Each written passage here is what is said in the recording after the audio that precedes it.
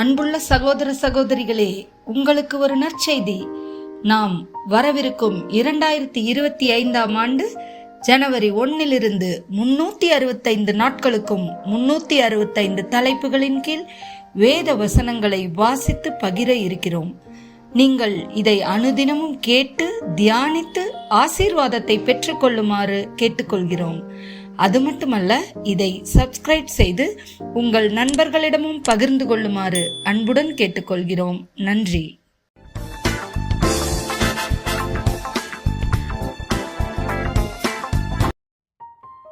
இன்று நாள் 210. தலைப்பு சூதாட்டம். நீதிமொழிகள் 13:11. வஞ்சனையால் தேடிய பொருள் குறைந்து போகும், கைப்பாடாய் சேர்க்கிறவனோ விருத்தியடைவான். நீதிமொழிகள் 28:20 மற்றும் 22. உண்மையுள்ள மனுஷன் பரிபூரண ஆசீர்வாதங்களை பெறுவான், ஐஸ்வர்யவனாகிறதற்கு தீவிரிக்கிறவனோ ஆக்கினைக்கு தப்பான். வன்கண்ணன் செல்வினாகிறதற்கு பதறுகிறான், வறுமை தனக்கு வருமென்று அறியாதிருக்கிறான். 1 தீமோத்தேயு 6:9-10.